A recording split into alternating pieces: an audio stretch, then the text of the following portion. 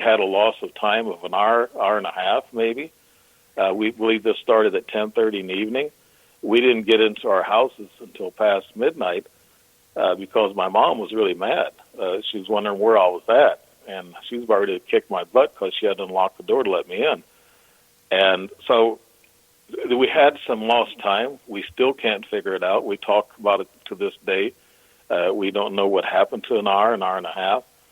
But as time goes on, I think I made a comment to you, Gary, that one time, maybe several times I made this comment to you, that when I have an event happen to me, I wait for a follow-up fact or something to follow up and say, yes, that was real.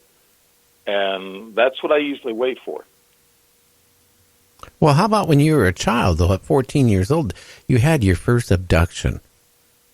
Okay. Do you remember what happened to you when you were abducted? Well, the only thing I can recall, and this comes back to me in bits and pieces, I don't know why they erase our memories because they don't want us to remember everything, or they don't want us to remember important things about what you see. A lot of times they don't erase everything. Sometimes there's bits and pieces that get regressed. And I think the best regression is when you're in your sleep, you go into a deep sleep. I'm not really fond of hypnosis because they can draw out things from you. They lead you into things. But if you're laying there in bed at 3:30 in the morning and you have these very vivid, lucid dreams about your event, and then you see things like you can just reach out and touch it, or you're talking to it, then that's what I go by mostly. And I've had a lot of those lucid dreams. I remember being somewhere sitting on a metal table and not being able to put my shirt back on because I had my buddy's shirt, in which I was a little bit more chubbier than he was, so his shirt didn't fit me. So that's what I remember struggling. I was very dazed at that time. So I remember that on board ship. That's the only thing I remember. I guess I was kind of slightly awake when I was, being messed with or whatever, but I didn't realize any of that happened. And I didn't really have that regression until, I guess, later on. And I finally figured out that that's what happened, just that part that I can remember. The other thing that's a big fact, that my first implant showed up about 2-3 weeks, a month later, and it was in my left testicle, in my can I say this, sac, I guess. And well, you did, so yeah. Yeah. But anatomically, I guess I'm not using the correct words, but now the cat's out of the bag. But I felt a little lump, and when I looked down, I saw a little red. It was just about I'd say a quarter of an inch or so long, maybe a little longer than a quarter of an inch. It was a red cut, perfect little red line. I saw that, and I felt this lump right under it. So what I did is, only being 14, I figured, well, I'll squeeze this thing out. So I eventually got it out. It come right back out of that little cut, and it seemed like it fit that cut with some little pressure and little force that I used to push it out. Well, when I got it out, it looked like a real small, M&M or a real small Advil tablet, a little disc-shaped thing. And it was kind of ash color. It was kind of light in color. And as I had it out in my hand, it started turning darker brown. I showed it to my mom, and she said, "Throw that thing away." She said, "That's probably just an embedded blackhead." I said, "No, Mom. Even at this age, I knew there was something else to it because there was a hole cut for it, and I didn't cut that hole. I didn't put that in there." So I told my mom, I said, "No, Mom, there was a hole cut for it." She said, "What do you mean a hole?" I said, "There was about, I don't know how long it was, but I said, you want to look?" She goes, "No." I told her it was a cut. I pushed it back out of the same cut that it was made for. She stood there and looked at me, and she just knew that months before that I told her about the UFO, and she just stared at me. She didn't say nothing. She turned around. She says, "Well, throw it away anyway." So I think it come to her that I something happened to me with that UFO that we saw. Now, when you had that thing that you removed out of your sack, it looked like an M&M. Was it metallic, or was it a membrane material? No, it was actually kind of a chalky kind of material. It kind of like you can take and break it up. I don't know what you would, some kind of like an aspirin, like you break it up like that.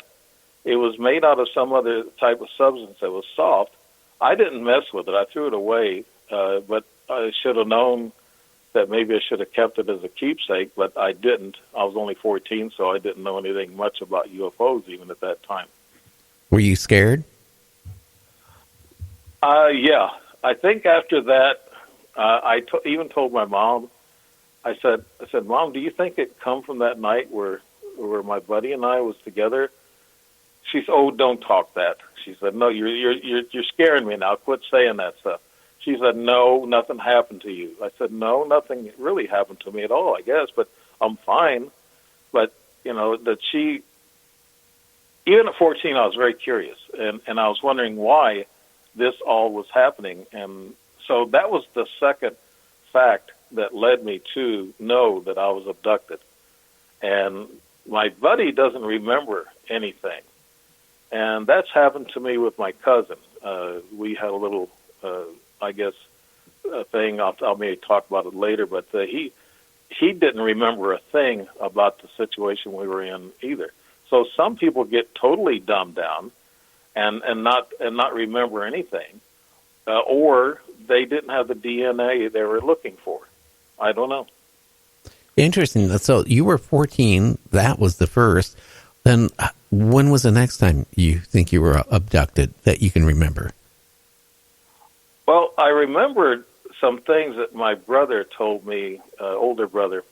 After that, he said I got smarter after that. He said I graduated honor roll and I have a 138 IQ, maybe even slightly higher. I'm not really sure. But then when I went in the military, I took tests, and then I qualified for anything. I could anything. That's why I went to nuclear weapons, and we can talk about that a little later. But those are things that my brother keeps reminding me. He says, "You ever since that happened to you and Dave, let's call him, that he said that you both really excelled." And I said, "Well, I don't really know that, to be the the situation." But he keeps saying it. But I try to listen to other people when for somebody looking from the outside in at me to let me know what they see, because I don't want to have to sit there and try to evaluate myself all the time and find out, okay, that's the way it was. But no, but that's. Then after that, I guess I went in the military. I went in top secret with nuclear weapons. Waited for a top secret security clearance for about 6 months, and I got into the school, and I was doing fine in the school, nuclear weapons in Huntsville, Alabama. And I was in a class with about 15 guys, and all of them had master's degrees except for myself and another guy. We were high school. Diploma guys. So I felt right away I was on an uphill battle, but my grades were doing good, so I didn't worry about that. But I didn't like the military intelligence people coming in every week on a Saturday and giving us cigarettes and talking to us about all kinds of stuff. They said, "Do you write home?" See, when we wrote home, we wasn't supposed to say anything about what we were doing, what our classes were like, and then they would ask us, "What did you write home?" I said, "Officer," I didn't write anything. I said, "I'm not in trouble, am I?" You said, No. We do this every week. But they check our mail. They actually checked our mail. So I didn't like that. I was only 19, just about to turn 20 at that time, and I didn't like it at all. I was too young to put up with that kind of pressure.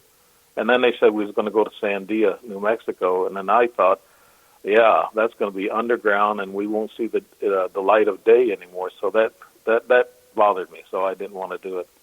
So that's my military career. Then I become a sergeant in Vietnam, And then at the end of my tour, they asked me if I wanted to. They was going to give me a field commission. I was going to be a lieutenant, and they wanted me to stay in. I said, nope, I'm leaving. I'm sorry, I'm not going back to Nam.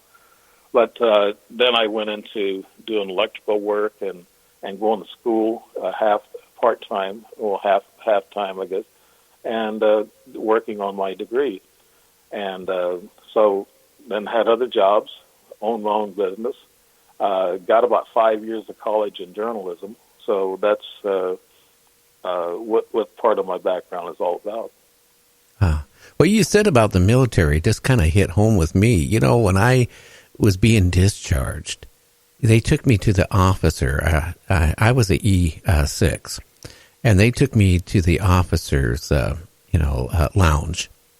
And, they try to get me to re-enlist and go into something else in the military.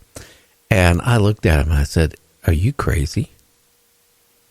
Yeah, no, I'm done. I'm over with. This is gone, Yeah. And I got in a big fight actually with him, and I said, okay, this is what I think.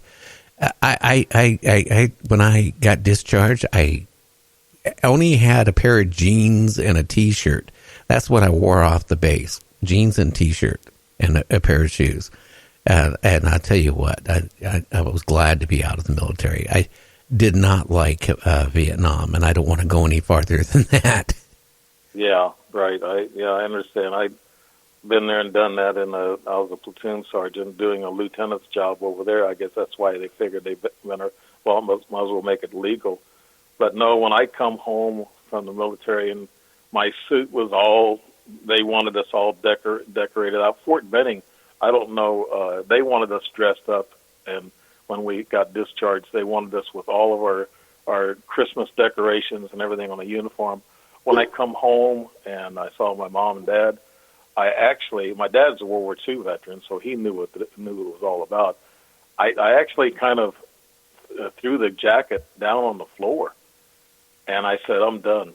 It's no more, So I'm just like you. I felt the same way. And having to come back in the dark where people wouldn't yell at us and call us baby killers and everything. So that was a bad time also. Oh, it was. I tell you, I would never want to. I still have nightmares about it. But moving along with you, when were you abducted after? I mean, that you remember. In fact, I need you to hold on to that thought till we come back. We're going to go for a 3-minute break.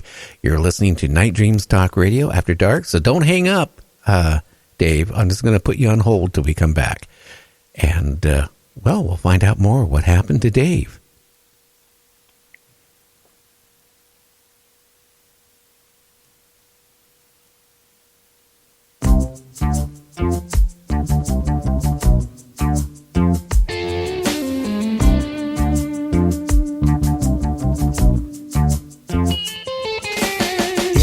Journey, some ask themselves why the big time has passed them by.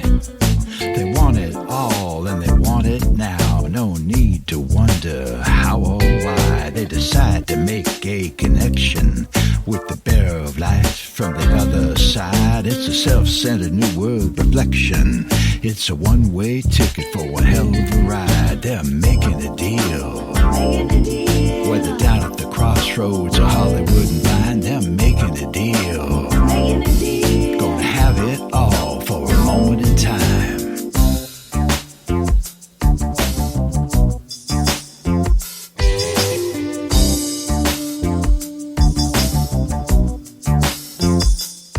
You may be a kingpin drug dealer who wants the competition out of the way.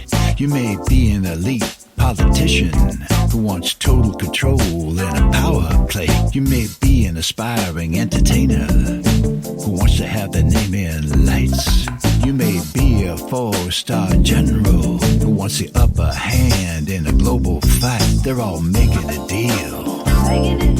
With the chief light bearer from the other side, they're making a deal. It's an eternity